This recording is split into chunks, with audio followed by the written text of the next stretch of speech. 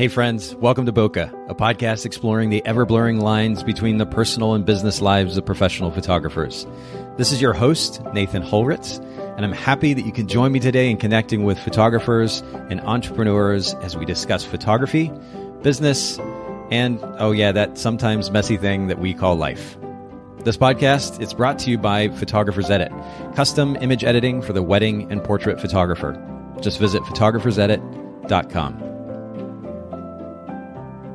All right, Bokeh Podcast listeners, we are back for yet another episode today, and I'm actually here with a brand new friend of mine, Dauss Miller. Thank you so much, Dauss, for making time for the Bokeh Podcast. Glad to, Nathan. I'm really happy to be here. Well, and it is a privilege for multiple reasons for me. First of all, your work is absolutely stunning, and I'm going to go ahead and share website and Instagram with our listeners. For those of you listening in, of course, we'll link to this in the show notes at bokehpodcast.com, but you're going to want to check out Dauss's website, Dauss, DAUSSMILLER, DaussMiller.com. Same thing on Instagram. We'll link to both of those in the show notes. Dauss, your work really is, it's hard these days. I look at so many different photographs, photographers' work. It's hard to find something that's unique, that stands out. And I still am truly impressed by the work that's awesome on your website. So that in and of itself, for me, it means that this is a privilege that we get to have this conversation. And we're going to actually dig into your process a little bit today, how you go about capturing those images, and more specifically, how you engage your clients so that they feel comfortable for the camera, which then, of course, enables you to capture those images. But I had to compliment you on your work right off the bat. Again, for those of you listening in, DaussMiller.com, Dauss Miller on Instagram, check it out. But I have to also comment too, and I told you I would say something about this before we started recording. You're a fascinating individual. One of the things that stood out to me, I think this was actually on your website. There was an allusion to a psychology background, and we're gonna touch on this more later in our conversation. But what is that background? Did you study it in school? Yeah, I studied in school, and I got in a lot of trouble in school. Like I was never quite interested enough in like the curriculum, like the actual curriculum and the books we were supposed to read. I was never quite interested in. So I did a lot of independent study on things, but yeah, I did have a minor in psychology in school. Just fascinated by people and, yes, how we're all unique. And even as I've grown into adulthood through business and having kids and everything, just what I've learned about people in the different stages of life. It's an ongoing process, obviously, but I'm just continuously fascinated by people. Yeah, well, it is fascinating. We are unique, and yet simultaneously, I also find it quite fascinating that there are kind of basic psychological components that make up most people. Mm-hmm. So in some ways, it's not overly complicated to understand someone. The nuance comes, I think, largely from, there's some hereditary factors, obviously, but then a lot of it comes from just life experience, right? And the way yes, that kind of forms or helps craft our psychology, and that ultimately drives our behavior and how we feel about things. But it is such a fascinating topic. Yeah. Yep. It is. One, of course, that ultimately drives our ability to be able to interact. Our understanding of psychology, to be kind of pseudo-psychologists, if you will, drives our ability to be able to interact with clients or potential clients effectively. And that's what we're going to dive into in a little bit more detail later on in our conversation. The other thing, though, that caught my attention was that apparently you're a watch collector. Is that right? Yes. I love timepieces. I don't know where that came from either, but I've got a collection, and I'm excited to add to it whenever possible. It is a really interesting subject, topic, a point of fascination, hobby. The list of words goes on there.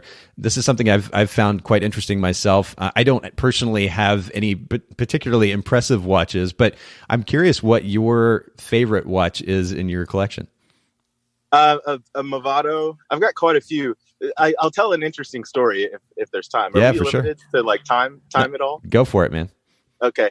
So I don't recall how I stumbled upon this particular watch, but it was online, maybe Instagram or something like that. And it was out of Europe, and I was immediately in love, like just in love.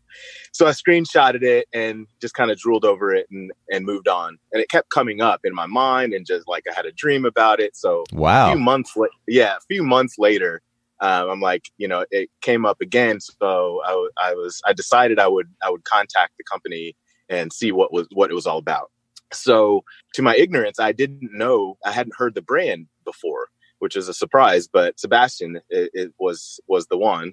So I emailed, they didn't respond. So another set of months went by, and they finally got back to me, went through the process. They were like super exclusive. Like they only make like 15 or a year or something like that, 15 clients a year or something crazy like that. So I'm like, oh, I'm on the list, like custom design, the whole thing. They only work by wiring funds. So when it came down to that point, and I had like specific, like pinpointed color and like, all the things. Wow. Got down to the invoice portion, and it was like 150, what I thought was dollars before they would start production, and the remaining balance was due at the time of delivery. So yeah. I'm like, well, I'm not going to pay the wiring fee twice. I'll just, I'll do the whole thing all at once. Let's get it going. Of course, yeah. so I wired my $300 or whatever, and he got back to me, and I got like this awesome welcome to the family email and like all these amazing things. And he's like, I think there's a misunderstanding about the amount. So the European mark where the decimal it threw me off. So it wasn't $150 for the retainer deposit. It was $150K. So it was a $300,000 watch. So wow. Yeah. So I'll probably never own that one, which is heartbreaking. Yeah. But yeah, long story short, yeah, I love watches. It's more about, I look at it as, they're art pieces. It's like a sculpture on your, it's like you're wearing art. So I think that's super cool. And so an awesome way to kind of express your individual fashion sense, your style. It's part of kind of you're speaking to people with what you're putting on. So that's actually an interesting way to put it. Yeah.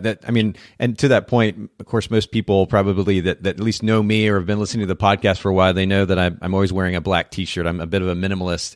Along with that, I'm also wearing a black watch. Again, the minimalism, and it's actually very practical as well. It's a, $200 watch. It's a Luminox, and Luminox makes, and I don't know if you're familiar with the brand or not, but they make these watches that have radioactive is probably not the right word here to use because it sounds dangerous, but it has a radioactive material in it that actually illuminates both the dial and the hands of the watch. So no matter the time of day, of course, you can effectively see the hands of the watch. Most watches have some type of luminescent material built in that will glow for, maybe an hour or two or whatever after it's been in the sun, and then it dies out, and then you get up in the middle of the night and you can't see what your watch says.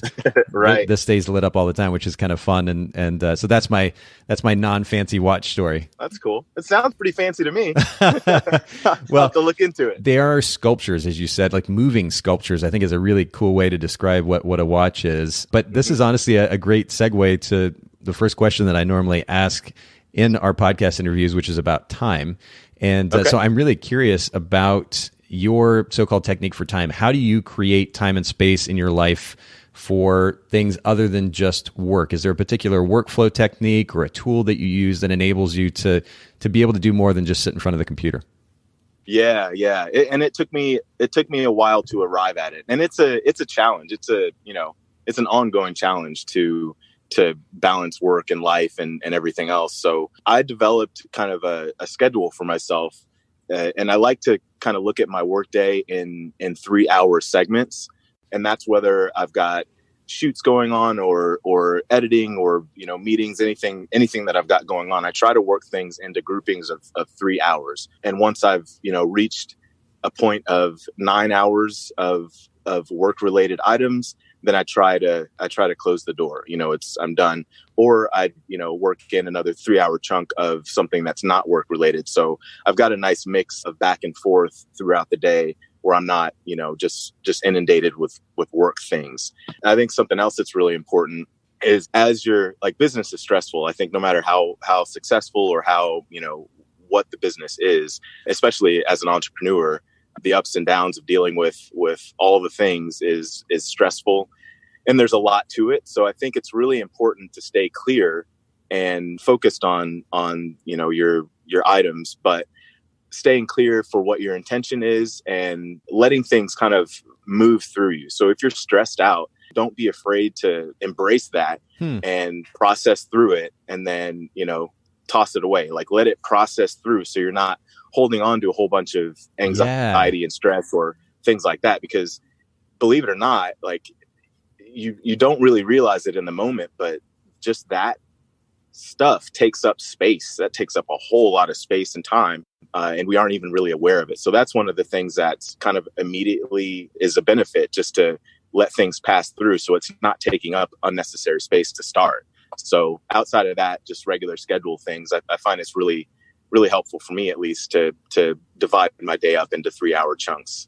So this is really interesting. Both of these talking points are quite interesting to me. First of all, the 3-hour chunks. I've never heard someone talk specifically about 3-hour chunks before. Where did that come from? Was that an idea that you heard elsewhere? Did you come up with it on your own? It probably a combination. I don't recall a specific spot or place that I heard that. So going back into my history a bit, I rebranded my business in 2010. I was a wedding photographer. And then in 2010, I was like, I don't want to shoot weddings as much. I'm going to start shooting fashion. I'm going to shoot fashion and models. And I live in Indianapolis, Indiana. Yeah, go Hoosiers. I'm actually from Kokomo. Yeah, I saw that. Go Hoosiers. Yeah.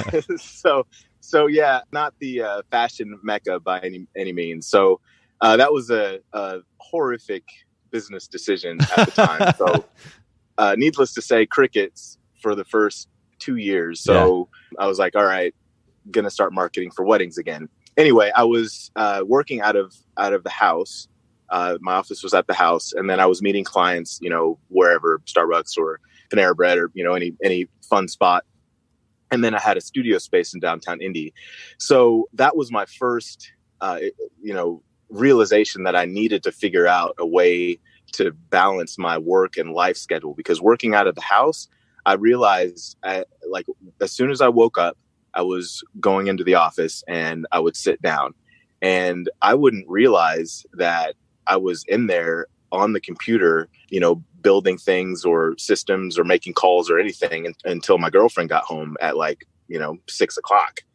that night. Wow. And then it would be like, oh, wow, it's 6:00. Cool. Okay. Let me finish up a couple things and then I'll be right out. And then I look up and it's dark and it's 8:30, 9:00, so I was really bad at making that adjustment, it was all work all the time. And I didn't have anything in place to kind of manage myself to do other things. And believe me, there were a lot. I've got 2 kids. I've got a band. I've got, all kinds of, no social life really, but, people around that I like to see and talk to, and a lot of other things to manage in. And I was just failing at that miserably. So yeah, I actually noticed that on Facebook as well. You're a drummer as well, correct? Yeah. Been a drummer. I've been a drummer a little longer than I've been a photographer, actually. So but probably my first passion was music. Wow. So, wow. Yeah, I mean, seriously, you're such a wide-ranging individual. I think it's fascinating. But you spoke to the significance of needing to come up with a system that would enable you to have a better balance so that you can not only do work, but also manage your personal life. But the 3-hour segment thing is interesting to me because I know the attention span of myself included, most people these days in modern American culture, it's not particularly long, right? Like, we're doing good if we pay attention to an Instagram story for 15, 20 seconds or whatever it might be. 3 hours is a pretty long frame or segment of time. How are you able to focus for that extended period of time? Well, the 3 hours is like a blueprint, sort of. So you can subdivide that 3 hours as well. So gotcha. Within that 3 hours, I'm going to say, okay, so I'm going to go into the office and I'm going to be at the office for 3 hours. So within that 3 hours, I'm going to follow up with leads the first hour. I'm going to manage files the second hour, and I'm going to, edit the third hour. I've got little hourglass timers on my desk as well. And I use those as often as I can remember to, just to make sure that I'm staying true to my schedule. That's cool. So that 3 hour chunk can be subdivided, but it's more about where I'm placing my energy. So I'm going to be at the studio for this chunk of time. Okay. Then I'm going to go to the gym, or then I'm going to, take an hour or two to do something not work related. But I like it to add up to 3 hours. And if it's more than 3 hours, I make sure that, all right, I'm into the second set of 3 hours. I can work for another, X number of hours. So it totals 6, and then I'm going to be done for 3. Wow. Okay. So that makes sense though. But I love the intentionality there. And I like the old school approach with the hourglasses too. There's something about having like the visual, tangible experience of something like an hourglass that you're seeing it, you manually flip it over. I like that. That might be something I have to pick up at some point. That's kind of cool. And then the other idea you mentioned was the significance of letting stress go. And I really love this. And I've talked a lot about a book called, actually a couple of different books that we talk about a lot on the podcast, but one in particular called The Untethered Soul. And this is by a guy named Michael Singer. And he helps those who are not familiar with the idea of meditation better understand how to approach the idea of meditation. And a lot of it has to do with seeing a thought or a feeling in and then seeing it out, not trying to fight it, acknowledging it. And there's nothing wrong with acknowledging it, but acknowledging that thought or that feeling. If you're sitting down to meditate and you feel very distracted, all these thoughts in your mind, you see the thing in, you acknowledge it, you see it out, and you repeat this process over and over and over again. And I've found so much success from that. I mean, to the extent that I end up in this very kind of deep, I hope it's not sleep, at what feels like maybe a deep meditative state. By the time my meditation time is up, I'm kind of abruptly woken up, if you will, from that state. But I find it really, really effective. But I think it's a great approach to life in general. Like you're saying, if we hold on to stress, it can affect us on a very, very deep physiological level. I've experienced this personally. I know this affects others as well. It's really important to be, and I want to say it's a Bruce Lee quote, but the idea of being water, right? Where the pebble hits the water, there's a ripple effect, but then that ripple goes away and it's back to calm or even state again. And it's really important to do that, because if we do hold on to it, it's going to literally physiologically eat us up. Yes. It does. I've seen that happen. I think it's about, and whether you feel what's processing through as negative, or even if it's destructive, I think it's important to honor it as an experience and look at it as an opportunity to learn or to grow, but definitely keep it moving. I think that's the most important piece, is just keep it moving. Let yourself go through the emotions. If it's anger, if it's grief or whatever it might be, just honor it. Let it filter through, and then breathe into moving on. Yeah, that's so good. And it's so important. It's such a great reminder. And I'm really glad that you brought that up, because, there's a tendency, I think, and again, I'll raise my hand here. This is something that I've done way too many times, but I see it in our culture as well. You see this on Facebook or on Instagram, or even in person in conversation. There's a tendency, I think, that we have in our modern culture to hold on to things, to fixate on things, rather than, as you were saying, in a healthy way, acknowledging them, but then moving forward, figuring out how to consistently live a proactive life, which is focused on forward movement and growth and progress. And, I ride motorcycles as it's kind of my hobby. And a couple of months ago, I got in I guess we could call it a relatively minor wreck, but the mistake was mine. And the mistake was I lost focus on the line that I was supposed to be following through a curve. And fortunately, I was wearing protective gear and I was okay. My bike was okay as well. But the problem was I lost focus on that line. And as a result, I went wide and I ended up crashing. And I think there's an interesting metaphor there, which is that the thing that if we allow ourselves to fixate on the wrong thing, we're going to be in big, big trouble. Yeah. And it's easy to fixate on whatever is maybe most emotionally compelling in the moment and get distracted from what actually matters, and that so-called line that will take us in the right direction for our business, for our personal life. And I'd love that you bring up the significance of, again, there's nothing wrong with acknowledging it, and it can be even healthy to do so, but acknowledge it and then move forward. And I think that's a really great reminder for our listeners. So I appreciate you sharing that. Let's go to the next thing. Most impactful book that you've read, whether this is a business book or personal book, or maybe you listen to books. I know a lot of people prefer the audio route. What is one of the most impactful books that you've consumed? It was really hard for me to narrow down to one as I've grown my business and tried to, I'm an artist first, to be honest, my background is art. So diving into business was a huge, unknown, scary thing. So I've found a lot of most of the books that I'm into are reference kind of books. and business now more than anything. But Okay. I love Gary Vee. So his Crushing It book Yes. was really helpful. I just love his laser point, advice on things. He's very, very direct, and I love his language. So it really, really resonated with me. Also, Start With Why. Yeah. By Simon Sinek. Yes. That's a great one too. I go back to that often. So I recommend that one all the time. And then the Subtle Art of Not Giving a Fuck, I think is huge.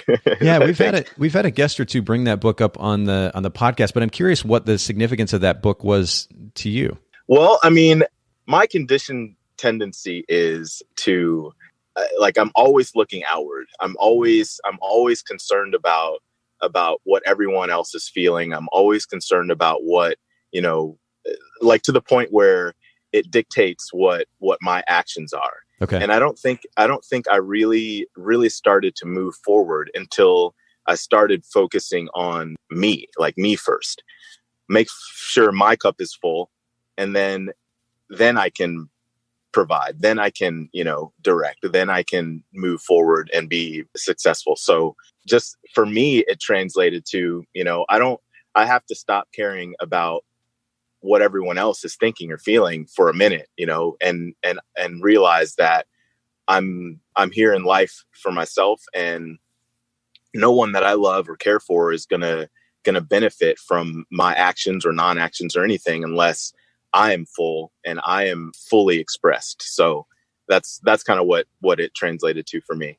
That's really interesting, but I think even more fascinating maybe is the combination of books that you just shared. So if our if our listeners if they're, and we'll link to all three of these books in the show notes. For those of you who are curious, you can jump over to Amazon and get a copy. But if you start with why, first of all, you understand what drives you, what motivates you, and you focus on that, it then enables you to, as the book says, not give a fuck. And then you can put your head down and focus on the hustle that Gary Vee talks about quite a bit, and in Crushing It, and his books subsequently as well. I mean, this is a theme that you hear from. And I love, you talked about Gary's language. I love the way that Gary keeps things extremely simple and straightforward. These are principles. The principles that he shares aren't necessarily earth-shattering. So much of what make those principles impactful is if you actually follow through on them, A, and B, follow through on them consistently. And that's where you start to see results. And honestly, part of the inspiration that has driven the I guess the volume of content certainly that we've produced at the Bokeh Podcast. We're putting out 3 episodes a week right now. Cool. We're putting out a lot of content, but a lot of the motivation for not only the volume but ultimately the consistency with which we produce the content for our industry has to do with a realization on my part that was like, you know what? I realize that I'm not following through consistently. I'll have a good idea occasionally, and I'm motivated occasionally, but there's these kind of spikes of motivation, and then it falls off, and another spike of motivation, and it falls off. And Gary's such a great example of somebody who puts his head down and goes, but does so consistently. And I think it's a great example. Right. Yeah, absolutely. Yeah, we'll make sure to link to all 3 of these books in the show notes, and I really appreciate you sharing all 3 of them. I think, honestly, the 3 together could be massively impactful for some of our listeners if they've not read them yet. So we'll definitely link to those. Tell me, from all that you've learned as a business owner so far, and I'm sure it's a lot, what piece of advice would you be quickest to share with a fellow photographer? I think my biggest piece of advice, my biggest consistent piece of advice for creatives is to first, you have to understand what you're passionate about. What drives you, what fills you, and hopefully that's a part of your business. So in business, explore ways to stay passionate. Stay on the top of your wave of passion. Love what you do always. Even the parts of business that you don't necessarily love having to do, understand that it's a part of the big picture and love it too. Because as you're, going through the ups and downs, it's easy to get discouraged. It's easy to let, all the darkness kind of consume you. Or if you stay focused on what you're passionate about, then I think that shows through in your product. It shows through in your service. And it's more beneficial to you on the inside. So that's my biggest piece. And I mean, that is an allusion again to the start with why, that the idea of starting with the what we allude to on the podcast is a big picture view, kind of our overarching goals and values ultimately that drive what we do. those are ideas hopefully that are bigger than us, right? So when we get to those times that we're frustrated or we're stressed out or we're unsure, we don't know what to do, we don't know how to manage it all, we look to those ideas that are bigger than ourselves in order to stay driven and to be consistent. Because if this is just about us, if it's about, quote, us, producing our art or being an artist or being a photographer and producing beautiful images, that idea, a lot of that can be very ego driven, right? But if we're actually working toward an idea that's much bigger than just making ourselves happy by taking a cool picture, that is going to enable us to be more consistent, to be able to push through those times and have a passion that overrides stress or that overrides a sense of overwhelm. Mm-hmm. It's more sustainable that way for sure. 100%. That's a great word. Yeah. And I feel like everything else falls into place after that. You stand firm on your truth and what makes you happy, what you're passionate about, everything else falls into place. So. That's good. All right. Well, those of you listening in, again, if you haven't read that book, Start With Why, you can also Google Simon's TED Talk. It'd be a good place to start. I think it's 15 to 20 minutes or so. You can check that out. We can link to that in the show notes as well. But you're going to ultimately maybe want to take a little bit deeper dive and explore what it is that's actually driving what you do. And again, we'll link to that book in the show notes.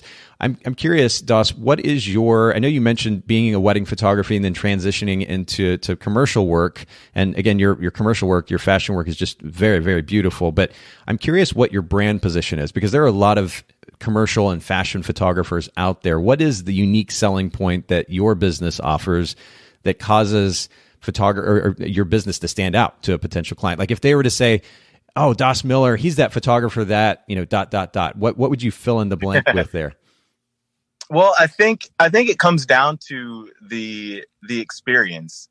And part of the experience for me, even with advertising or branding photography, is understanding what, the business, understanding what that business owner is passionate about or what product they're selling and what they're doing. So I dive into that part a lot. So when it comes to producing images, I feel like there's more magic behind it. I'm not just showing up on set and snapping photos of a product. It's understanding what that business was built on, what that business's purpose is, who they're reaching out to.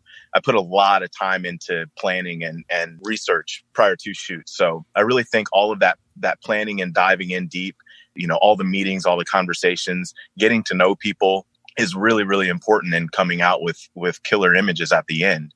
It's because I've tried it the other way around. It's just not the same, getting a phone call and putting something on the calendar and showing up and photographing. It just feels flat that way. I get really involved, and I think that's what stands out.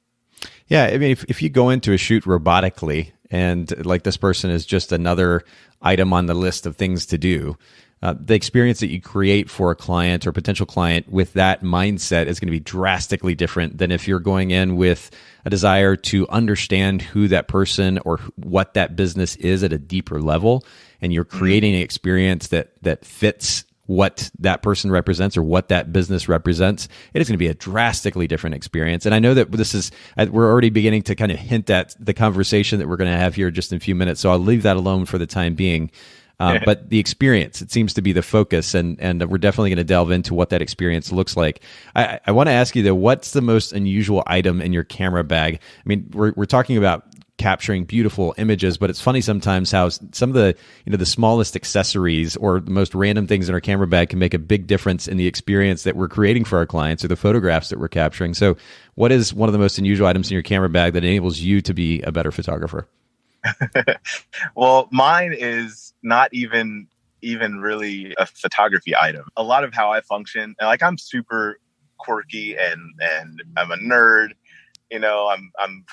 I've got some social anxiety stuff going on. So a lot of what makes me function is number one, staying humble, like never forgetting what I have to deal with on the inside. So I, just as a reminder, I have my very first business card, photographer card in my camera bag. I have it laminated and it's stuck on the inside. So that's cool. when I remove one of my camera bodies, it's stuck on the side, and I see it was an image of me that I created in not even my studio. It was in my apartment back in the day. It was an image of my face in the sky that I liked, and created the logo. So there's a lot of story and emotion wrapped around it, but it was like 15, 20 years ago. And it's just super awesome for me to start every project remembering, where I came from, and what I've been through, and also thinking about whatever I'm stepping into, the people that I'm working with, they have similar stories. Not everyone woke up the day after being born into success or into confident power. Everyone's got a story and everyone's been through something. So it's a really helpful reminder for me to recall everything I've been through, and that, we're all just people. So, cause I can get like intimidated or, nervous or whatever about what I'm stepping into, but we're all little kids.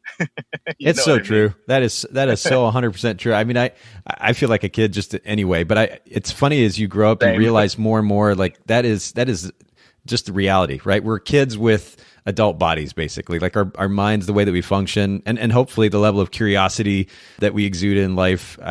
Hopefully those things never go away, but we really are just kids in adult bodies, I think. But perspective really makes a massive difference in the way that we approach business and the way that we engage in relationships. And so having something like that original business card in your bag, I think that's a really cool idea. I actually pulled up, I don't have the physical copy, but as you were talking there, I pulled up a picture or a scan that I captured of my original business card. My business ended up being called Holritz Photography. Nothing too unusual there. But when we first started in business, it was called Expressive Photography, which is hilarious now, looking back at it. And not only is it called Expressive Photography, but it's in this weird, like, scripty font that looks hilarious. Of course it was. Of course, right? And then underneath it said Portrait, Wedding, and Freelance. So definitely not trying to specialize in any way at that point, apparently. And then this was back in the day of, really before websites were that important. Because I started shooting in 2001, 2002.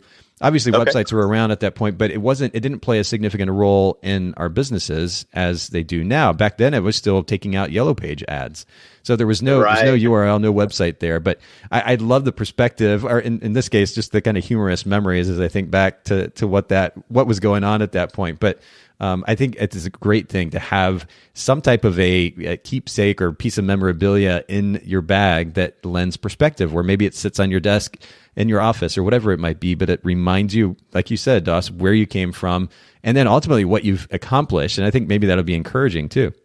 Mm-hmm. Absolutely. That's really, really cool. Well, let's get into our primary point of conversation today, which has to do not just simply with how to create powerful portraits. I mean, you've got just stunning portrait work on your site, but more specifically, what it takes to create those powerful portraits when it comes to the relationship. You alluded to the experience earlier, and the relationship with the client is a massive part of that experience. Being a photographer, it means more than learning how to just compose a photograph or expose an image well or show up for a shoot. It means, honestly, a lot of times what we were talking about earlier, being a psychologist, learning about what makes people tick, engaging them on their playing field, on their level. And so talk to me just a little bit more about your background in psychology, how that plays a role in the way that you engage with your clients. Yeah, I mean, that's what it's all about, connection. I think absolutely everything we do as photographers and entrepreneurs is about connection and building relationships. So from the moment someone reaches out, asking about my services, learning and understanding what energizes and motivates people is kind of paramount for the whole process, from the very, very initial meeting all the way through final delivery.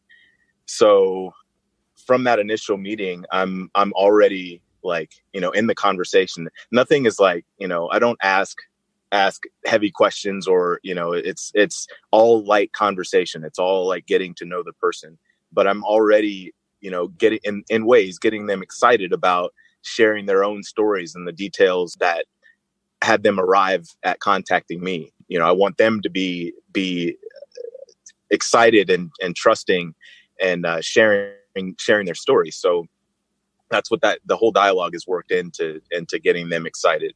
So, and also like creating interesting questions and getting them to say yes in their own mind over and over again is worked in there as well. Like my whole funnel is kind of built around trust and confidence and love, and like, you know, like it's all positive stuff. Like one of my main focuses on everything is helping people. So I really feel like it's a business, but at the end of the day, I'm providing a service that is going to benefit my client. They're going to walk away feeling better about themselves, hopefully, or they're going to, you know, be able to sell their product more efficiently, or, you know, whatever the case may be. But it's all about helping, and I feel like that comes through in the process.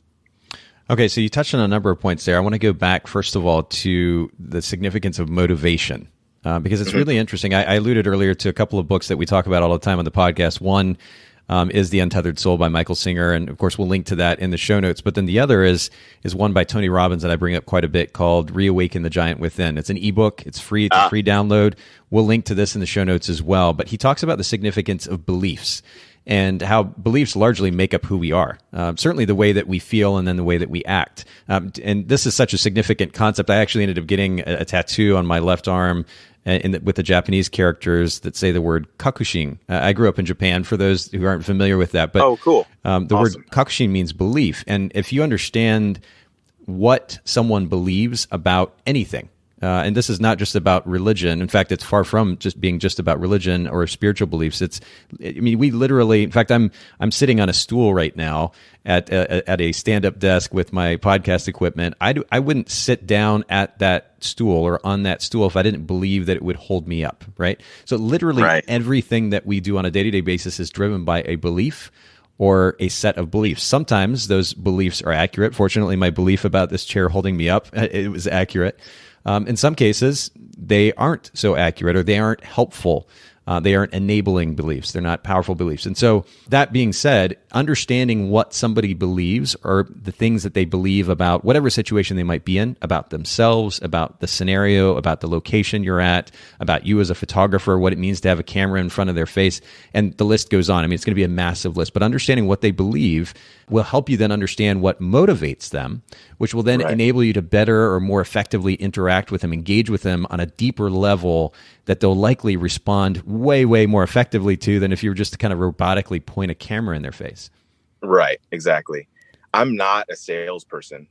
You know what I mean? Like, I'm not a salesperson. I don't like to be sold. Like you can feel the lack of you can just feel it. You know, it doesn't feel authentic. It doesn't feel like, you know, this person is just talking to me because they want something from me. That doesn't feel good. I don't want to be a part of that. So everything that I do, like, you know, I literally speak into my philosophy of service during the calls and messages and meetings and all of that. And the whole process is about building trust and, you know, building an authentic, real relationship with the client, and, you know, communicating, you know, what's important to me, and relating and connecting on, you know, where that meets with my client.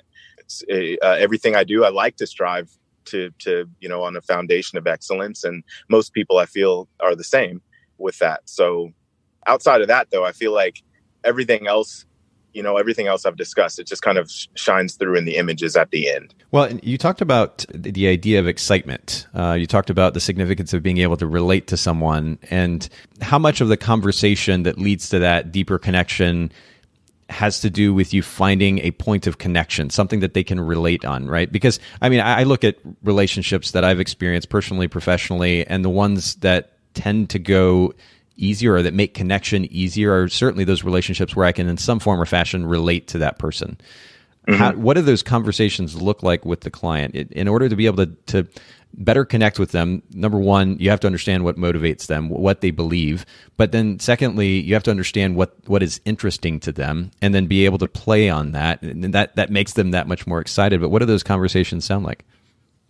Yeah, they're personal. So if and you have to pay attention.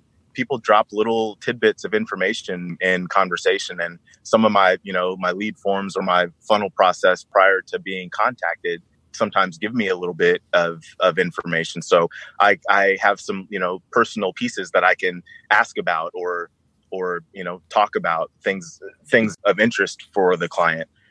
Everyone likes to, in a getting to know someone type of conversation, you love sharing stories. You love talking about things that you're into. Yeah. So that's a part of my getting to know you process. It's more about, it's like we just met at a bar or something and we're hanging out, getting to know each other more than get your pocketbook out, to pay for my photography. So it's just about, paying attention and listening to what's on their forefront and what's coming up for them. So there's little questions and little ways you can start to dig into what someone is about without it feeling like pressure or without it being super obvious. And then once you pick up on those details, you can just start to ask questions and get them to talk about themselves, get them to talk about their experiences, and get them to talk about, what steps they went through before contacting me. I liked, because most of it's business related or, brand related, and all of that is super personal, so I get to ask about, what they've created and why, and all of those sorts of things. So the more I can get someone to talk, the better, because that just gives me more information and more things to redirect or to pivot on or to dig into. So. And ultimately, if, as you alluded to earlier, you're paying close enough attention, you're paying attention to the details, you're asking the right questions that enable you to be able to get to know this person beyond the surface level, and then you are able to refer to those things, whether in conversation or during the shoot. It encourages that element of trust, which is another element that you said played such a significant role in enabling you to be able to connect with your clients more effectively. I think that's really, really important to note too. But make this a little bit more tangible, more practical for our listeners, if you don't mind. You've kind of gone through explaining what it means to have conversation with these clients leading up to a shoot. But once it's time to actually do the shoot, what does it look like in that environment? What are you doing to create a more comfortable environment for these clients in order to create more powerful portraits? Great question. So it's like a culmination of all of these steps from targeting your advertising, gathering leads, all the way through the booking process, getting to know the client, and it's shoot day. So all of that period of time, I've been gathering information. So I know, do they like, a particular kind of water, or are they a tequila drinker? Do they, what makes this person comfortable and happy? So it's about the experience. So once they arrive, or once we're on set, it's all about them. It's all about what they're into. It's about making them feel comfortable. And that's what I have set up. So it's literally everything else outside of taking a photo. All those other things are more important. So I have the things that they like on set, making someone feel comfortable, beverages, favorite foods, things like that. Does music play a role? Absolutely. Yeah. That's in one of my first questionnaires. What's your favorite? Do you have a favorite song or a favorite artist? We talk about music throughout the process, because music is a part, whether you realize it or not, music is, for most people, is a huge part of day in and day out. 100%. A lot of people use music to manage their emotional things. And that's a big part of existing. Music is everywhere. So, I've got the playlist already, or I've coached them into building their own playlist for the shoot, something like that. So once the shoot day happens, it's like, there's no stress, it's like, we're hanging out, and this is everything that I'm into, so the last thing we're worried about is creating the environment, because it's the stage has been set in the weeks prior to the shoot. And in order to create that environment, you've alluded to these questions a number of times. Off the top of your head, can you think of a few of the most significant questions that you ask that enable you to create that environment? I like to ask about music, like we just discussed, what they do on their day off. When you're not working, who are you when you have your work hat put away? Yep. What are you excited about, when you're not trying to book business or whatever. Just personal stuff, really digging into who they are and what they're about. Any big stories that stand out to them in growing up, or anything they've encountered as an adult that stands out. I like to just hear about what they're about.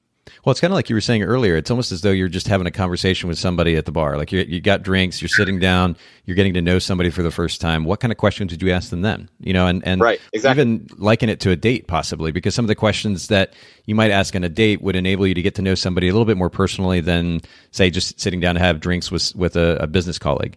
So getting a little bit personal in those questions, coming up with ones that are maybe that resonate most with you, and then you think will also resonate with a potential client. That's a great idea to come up with that list of questions that goes outside of the realm of photography and that scenario. So that, and I love the way that you describe this, Dauss, that creating an environment where photography is kind of secondary or tertiary. Like it's not even the priority. The priority is creating an environment that makes them feel comfortable. And then, oh, by the way, we're going to take some pictures. Yeah, that's right. And then when you're actually pointing the camera in their direction, is there anything that you're doing specifically in the way that you're engaging with them when you are actually pointing the camera their direction that helps them feel a little bit more comfortable?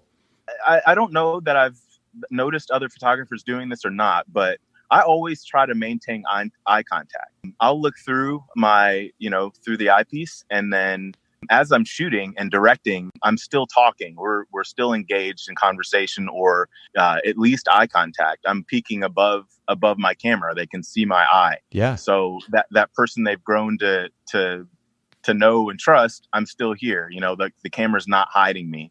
It's still kind of an intimate, connected time. And as we're going through the shoot, and I've learned about what makes them work and what kind of emotion I want to get from them.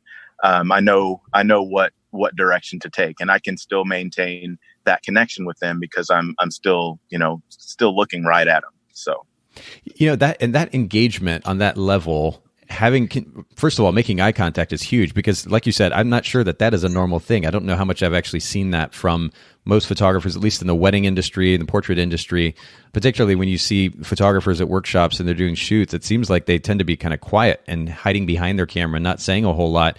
And then you have this model or subject who is just left there to kind of figure out what they're supposed to do. And I hope that's not reflective of the experience these photographers are creating with their individual clients. But it is so important, especially for somebody who's not used to being in front of the camera, in order to make them feel comfortable to engage with them, have ongoing conversation. Like you said, peeking up above the camera and maybe even continuing to shoot. It's not that every single frame has to be perfect. And if you're able to engage with them in such a way that they feel comfortable, that you're still there, you're not hiding behind the camera, they're wondering what's going on, they just see this big lens pointed their direction.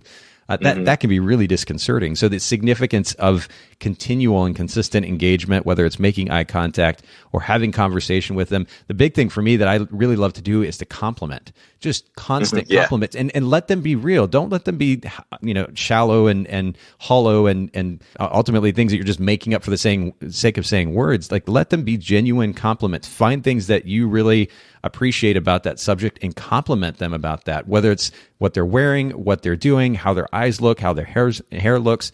Really engage them genuinely, and that will only further that sense of trust that you were talking about, Dauss, earlier. I think that's so important. Yeah, exactly. And it's not easy being in front of the camera. So as we're going through and we're getting the shots, I definitely compliments are huge, and making sure that they're feeling confident about what's going on, whether it's a portrait shoot or high fashion model. The person is still, the same on the inside. They're going to want to know that they're doing a good job, or they're pulling off the look, or we're getting the shot. So the more confident you can make them feel, the better the shots are going to be.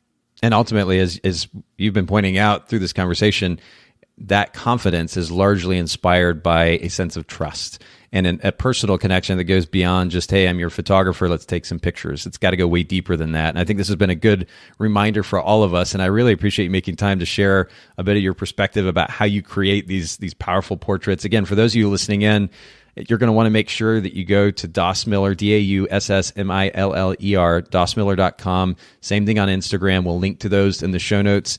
Dauss, I really appreciate you making time to share with the Bokeh Podcast listeners today. Of course, Nathan, I appreciate it, man.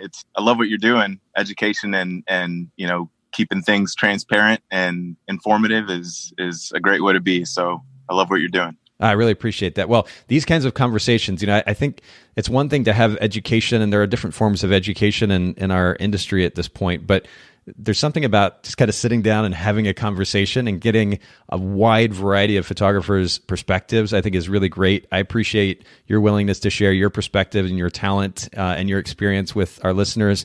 Again, for those of you listening in, make sure that you check out the show notes. We're going to link to those or you can go to the show notes at Bokeh, Bokeh podcast.com. There's going to be a wealth of information associated with just this episode. Haley puts together there. Make sure you check those out, bokehpodcast.com. And once again, thank you so much, Dauss. Thanks, Nathan. I'll talk to you soon. Thanks so much for listening to the Bokeh Podcast today. Will you let us know what you think by leaving a review of the podcast in iTunes or maybe in the Apple Podcast app? And I'd love to hear from you personally with your thoughts about the podcast, maybe suggestions about future topics and guests for the show. My direct email is nathan@photographersedit.com. The Bokeh Podcast is brought to you by Photographers Edit, custom image editing for the wedding and portrait photographer. Just visit photographersedit.com.